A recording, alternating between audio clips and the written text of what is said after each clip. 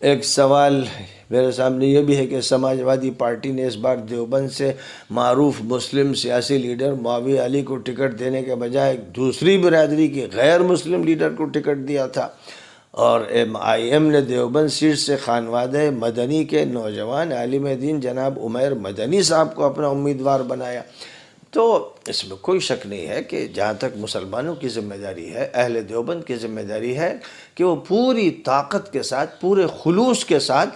ہمارے عزیز برادر عمیر مدنی کو کامیاب کریں۔ ان کی ذمہ داری ہے کہ وہ سب سے پہلے اس کی فکر کریں کہ بھئی ہمارا جو لیڈر، ہمارا زعیم، ہمارا قائد ہے وہ مومن ہے، وہ مسلمان ہے، اور ہم جب اسلام کی چھتری کے نیچے ہوں گے اور مسلم برادری کے نظام کے تحت ہوں گے تو اس میں ہماری ترقی مضمر ہے، اس میں اللہ کی رضا مضمر ہے، اس میں نبی کی رضا مضمر ہے۔ اور اگر ہم اس سے ہٹ کر ادھر رخ کریں گے اور ان کا سہارا تلاش کریں گے جنہیں اللہ نہیں پسند کرتا، نبی نہیں پسند کرتے، فرشتے نہیں پسند کرتے، کفر کی وجہ سے، شرک کی وجہ سے، بدعنوانیوں کی وجہ سے اور بہت سے حرام کاموں کی وجہ سے، تو ان سے جو تعلق ہے وہ کیسی ہی معمولی نسبت بھی کیوں نہ ہو، یہ بہرحال اچھی علامت نہیں ہے۔ مفادات کتنے ہی بیان کیجئے، باتیں کتنی کیجئے، تعویلیں کتنی ہی کیجئے، اللہ کے ہاں یہ سکے نہیں چلتے ہیں۔ اپنے آپ مفادات کو دیکھتے ہیں اور پٹتے رہتے ہیں۔ 70 سال سے آپ سوائے پٹنے کے اور کچھ حاصل نہیں کر رہے ہیں۔ 30,000 تو فسادات ہو چکے ہیں، وہ کس دور میں ہوئے ہیں؟ تو میں تو یہ کہوں گا کہ میرے عزیز عمیر مدنی نے جو قدم اٹھایا کہ MIM سے اپنا تعلق قائم کیا، میں تو اگر یہ کہوں کہ صاحب جو ایک طویل عرصے سے ایک سیاسی شرک چل رہا تھا اور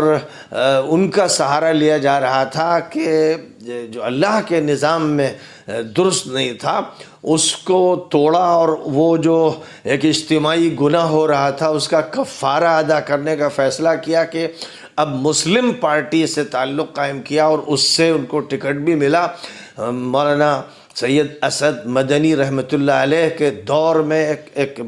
مسلم اور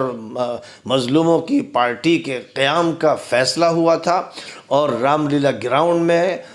اس کا اجلاس ہوا تھا جس میں 10 لاکھ مسلمان موجود تھے، اور حسن اتفاق کی بات کہ وہ تجویز مجھے دی گئی تھی، میں نے اس کو پیش کیا تھا کہ ایک ایسی پارٹی کا قیام کیا جا رہا ہے۔ مولانا اسد صاحب اس وقت صدارت کی کرسی پر تشریف فرما تھے، مولانا ارشد صاحب بھی موجود تھے، مولانا محمود صاحب تھے، اور ملت کے بہت سے نمائندگان تھے، اور 10 لاکھ مسلمانوں نے ہاتھ اٹھا کر اس وقت لبیک کہا تھا کہ ہم سب تیار ہیں، اسی کا انتظار کرتے ہیں۔ کاش کہ وہ پارٹی وجود میں آ جاتی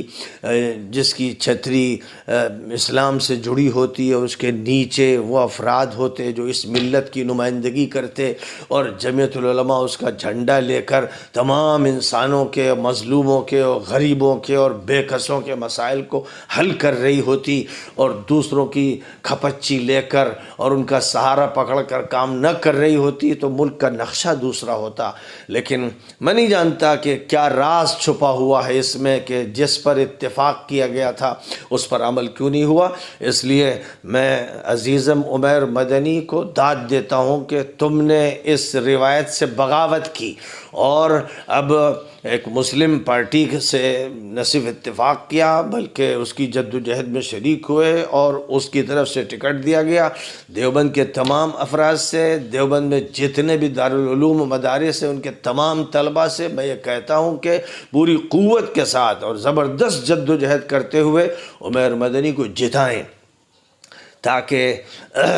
جو مدنی خاندان کی طرف سے کانگریس کے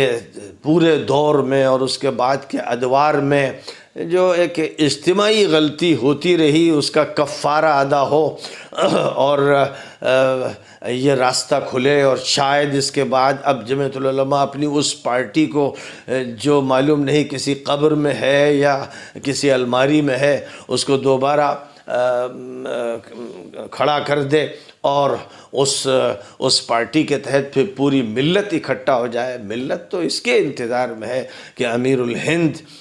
دور صدیقی کی یاد تازہ کر دیں، دور فاروقی کی یاد تازہ کر دیں، دور عثمانی کی یاد تازہ کر دیں، دور علوی کی یاد تازہ کر دیں، وہ حسینی ہیں، حضرت حسین کی یاد تازہ کر دیں۔ ضرورت تو اس کی تھی، لیکن